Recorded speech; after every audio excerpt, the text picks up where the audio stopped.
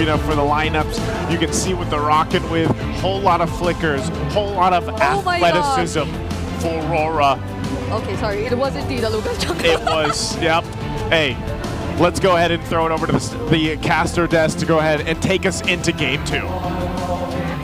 Theory confirmed. Remnants of yesterday's series still haunt ONIC Philippines as King Kong once again brings into the land of dawn that Lancelot in the jungle. Welcome to game number 2. First on the board is Aurora. ONIC yet to score. Yep. By the way, fun fact, I think King Kong got the highest GPM yesterday, right? And that was on the Lancelot. But I really agree with what Renmar just mentioned, that it's gonna be hard pulling up the Lancelot this time considering Aurora's lineup. Yeah, I really love that throwback as well to the era where Lancelot and Fredrin just, they just met. And then at that time, right after, people realized it's really strong. You know what, Carl? You're throwing back to a time wherein Fredrin was new to the game, and this is what, early season 10? Yeah. But let me throw back to about 2 or 3 weeks ago, maybe a month, when in the XP lane, Fredrin was played by BTR's Luke to a win. So this is not weird in the current metagame. Like, yeah, it's very exotic, but it happens. Yeah, it does. And I feel like it responds well against the lineup of ONIC, who really needs to almost always close in towards Aurora's lineup for them to actually pull off a team fight. I mean, Jushin in itself is kind of mid-range.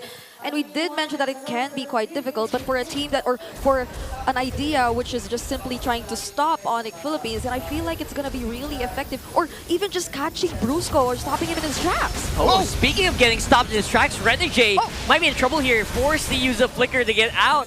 Make sure he doesn't die, but that is a huge resource.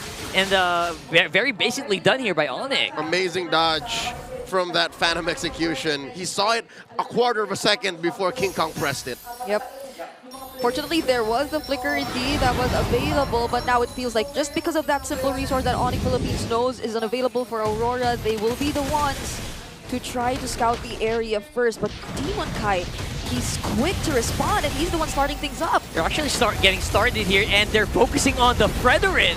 Very interesting choice here. And now they're fighting with very low HP bars, and King Kong will be able to get that turtle and just buff up his teammates just a little bit more, forcing Aurora to disperse. Icing on the cake, King Kong focused on the turtle, helped his teammates by scoring a shield, which allowed for them to push on forward. 2 free kills, big objective, Super Fam on! And I feel like we've seen this yesterday too. King Kong, even on a Lancelot, just being set on taking the necessary objectives, avoiding the team fights early on, going for the turrets, and with the Demon Slayer emblem in his emblem combinations too, it feels like they just know that this is the way to go, especially if they want to avoid the struggles or the challenges they'll probably face up against lineup or Aurora if they decide to fight them head on. Yeah, it is Throwback Thursday. It was called Demon Hunter. Now it's Season Hunter. Oh, yeah. It's the same icon. And this is what SDZYZ then in Season 9 used on this very hero to show us that, hey, you can play Lancelot to a utility form. You can't play it like this, just objective-wise. Now, Renegade gets caught once more. Yeah, Renegade again in trouble here. No flicker to save him this time around. Oh, actually, he's back on. What? Wow. That was a short cooldown, but you're not going anywhere. Super Friends pulls him back. They just don't let him get away. Now this is clearly ONIC Philippines being the ones to rotate faster, especially considering the bastions in their hands. But you win! Oh! That was so good right there for King Kong. Gets answered immediately by Demon Kite, but it feels like Aurora are just trying to cauterize the wounds here. They'll get another kill into the Super Friends. He's on a killing spree, Leo. Super Friends and Brusco, 2v1. Those are 2 support heroes taking down Demon Kite. Super Prince feels like he's mad. It reminds me of the way he just suddenly played the Selena so aggressively after a loss in the regular season. And now they're again back at the quick rotations, even stopping Edward right here. Yep.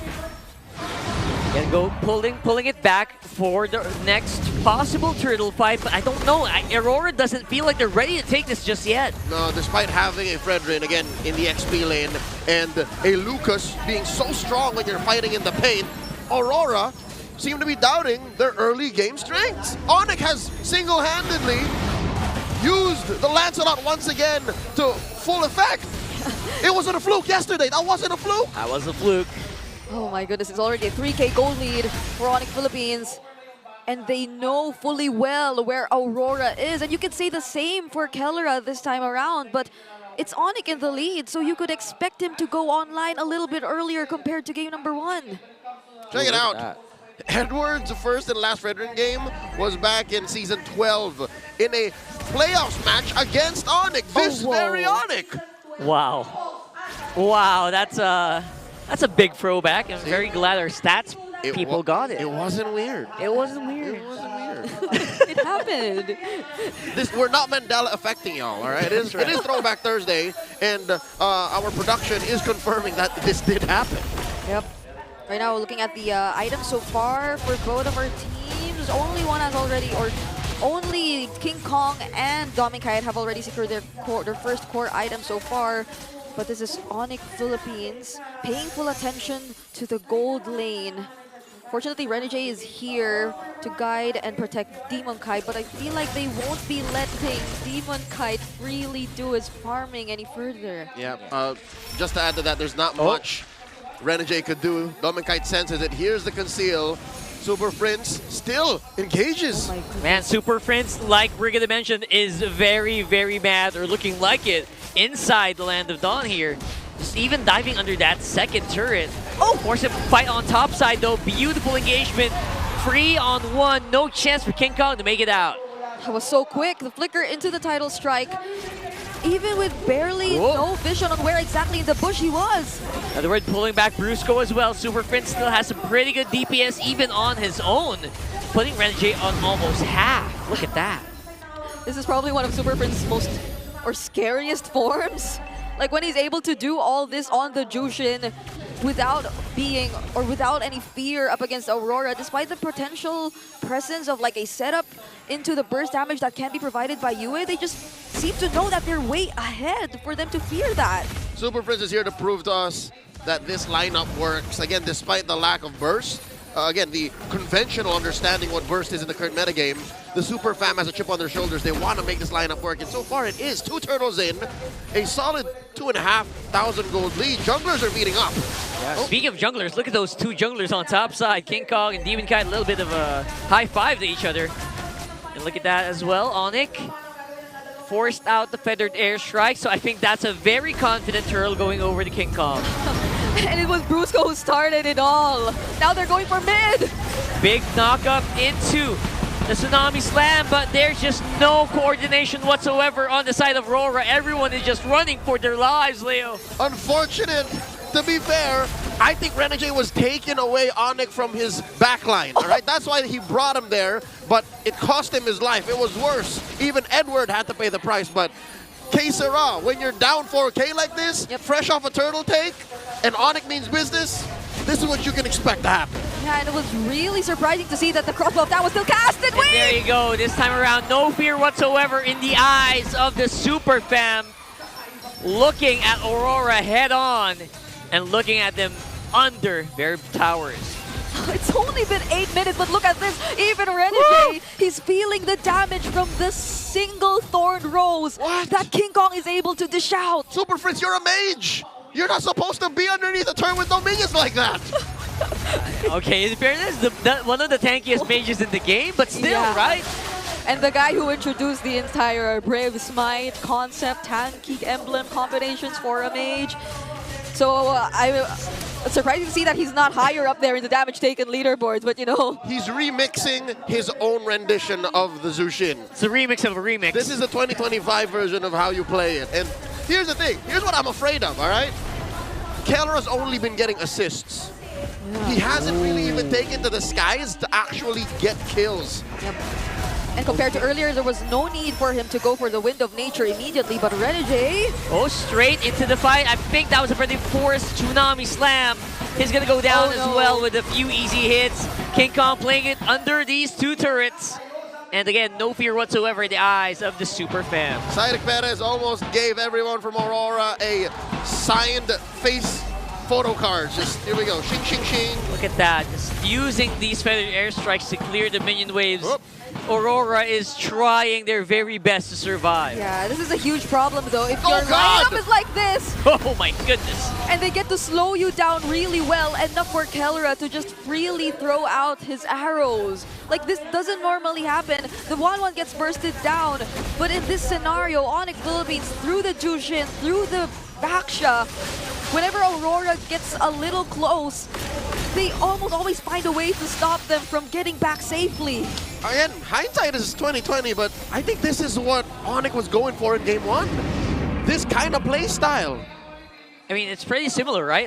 Zushin in the core of it as well. The 1-1. The 1-1, exactly.